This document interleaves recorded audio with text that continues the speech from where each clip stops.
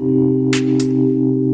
5:15 a.m. on June 26, 2023, a frantic 911 call came into the Broome County Sheriff's Office from a home on State Route 41 in Colesville, New York.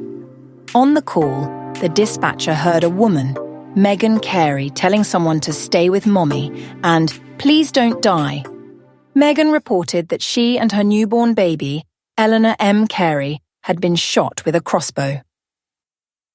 Welcome to Love and Murder, Heartbreak to Homicide. We're Kai's AI co-hosts, here to bring you another midweek mini, a quick but powerful case written by Kai herself.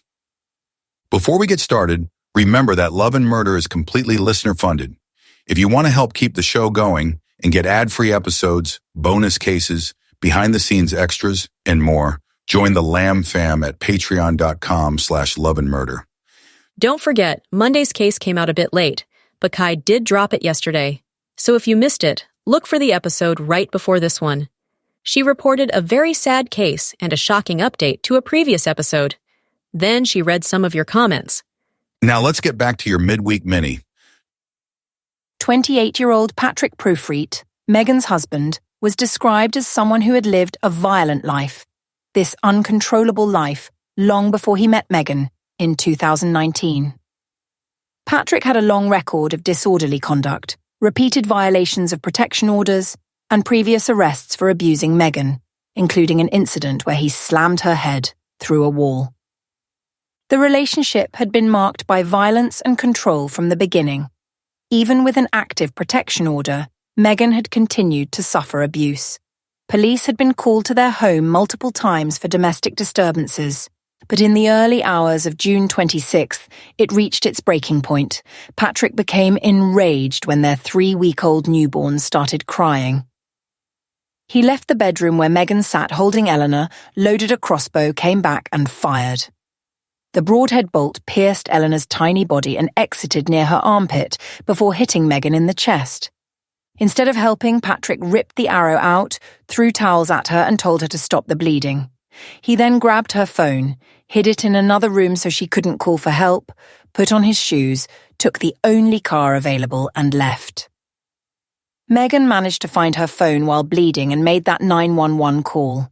When paramedics arrived, they started immediate efforts to save the child, but Eleanor was pronounced dead at the scene.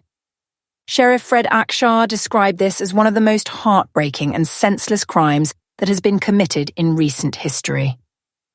Megan was transported to Wilson Hospital for treatment of her injuries while police started searching for Patrick. Thankfully, he didn't make it far. His red Dodge Ram got stuck in the mud less than a mile from the house. He abandoned it and ran into the woods. Within an hour, law enforcement, including the Broome County Sheriff's Office, New York State Police, and Shenango County Sheriff's Office, surrounded the area and found him hiding. Sheriff Akshar said that Patrick, quote, ran into the woods and hid like a scared rat after taking his baby's life. Our thoughts are with the family of this innocent 3-week-old girl. I commend the quick and decisive action of our law enforcement division in responding to this tragedy and ensuring Mr. Proefriedt did not escape justice. When detectives questioned him, Patrick showed no remorse. He blamed Megan, saying she had dared him to shoot, and claimed that it wasn't that big of a deal. He was arrested and faced charges of second-degree murder, second-degree attempted murder, and first-degree criminal contempt or violating an order of protection. District Attorney Paul Battisti said Patrick, quote, wanted to blame everyone but himself. During their investigation, police found that Patrick had multiple domestic abuse charges against him. In one instance, he reportedly hit her during an argument about childcare. Another time, neighbors called police after hearing screams coming from their house.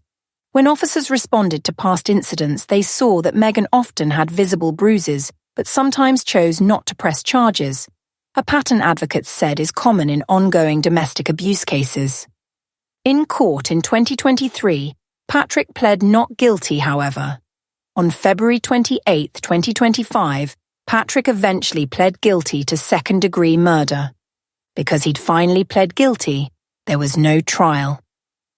During his sentencing hearing on June 27, 2025, the prosecution played the 22-minute audio track, or Megan's 911 call.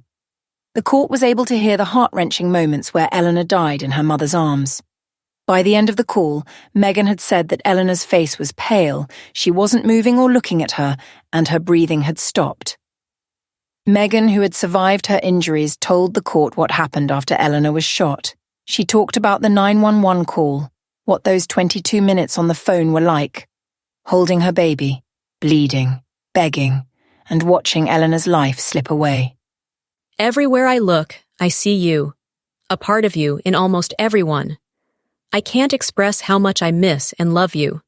She then said that she would do everything she can to get her daughter justice. She told Patrick that even if he is ever capable of remorse, it could never bring her daughter back. She continued by saying, "Despite everything that has happened, I still believe in love. I still believe in healing. I believe in forgiveness. But he is beyond forgiveness. He has no empathy and no humanity." Patrick's defense talked about his history of abuse, but said it was due to his tumultuous childhood and his developmental and mental health struggles.